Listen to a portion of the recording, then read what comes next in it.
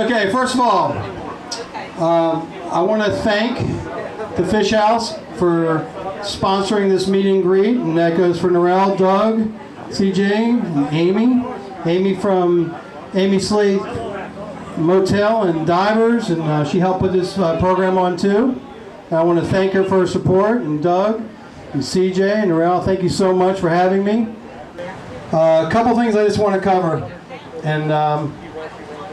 and they're very simple. One, biggest question is, what are you?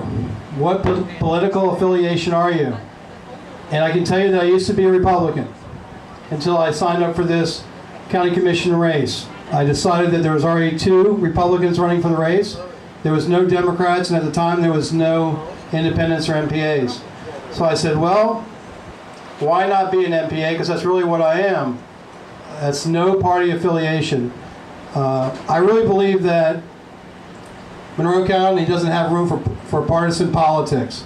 I really believe that you should vote your conscience and vote what's right for your community, not be on a party where it's saying, well, just because I'm a Democrat, I'm going to vote this way, even if it's not for the best interest of Monroe County.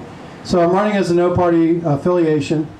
I do believe, as my example goes all the time, when the county commission voted on the Vandenberg, do you think that 3 Republicans got up and said yes and 2 Democrats got up and said no? They all voted 5-0 in favor of the Vandenberg because that's what was best for Key West at the time. So I really believe in my heart that this town is too small for partisan politics, and that I'm not a Democrat, I'm not a Republican, I'm not an independent, but I really believe in voting for the best person for the best job. It's going to be best for you, for your county. And I believe I'm that person running in this race. Thank you. Thank all 3 of you.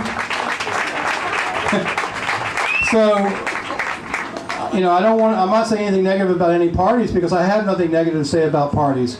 I do believe that we can get a lot more accomplished if we work together instead of working as individual parties.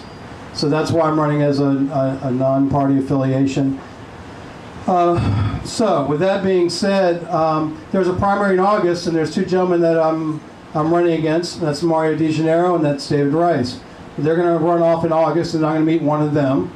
And then there's also David Vassell from Marathon, who's running as an NPA. I look forward to running a clean campaign against whoever wins the primary. I do believe that one of the reasons that I am running is because I don't think the Upper Keys is getting their fair shake. No. When I was on the Alameda Village Council, and I'll get to that in a minute, you Key Largo people, I really believe that we were just looked over. It was really 4-1 all the time. It was never 3-2. It was never a swing vote. And I think that we missed out on a lot of things. And I have to tell you, George Nugent and I really were aligned on a lot of things, because when we talked about wastewater and sewers back then, and back then Sonny McCoy was responsible for our pocketbook, he says, we'll let you know when you're ready for money. And I said, excuse me, we're in a general meeting together, our first ever. I said, I've got a question. And he goes, yes, sir. And I go, no disrespect, but who made you God? Who told you that when the state gives you money, you're going to tell us what we get? I go, I don't understand that. I think we're a certain percentage, 18% or whatever we are of the county, and that's the kind of money we should get. There shouldn't be any strings attached, because you have your constituents up here that need money, and then so forth with everybody else who had constituents in their different districts.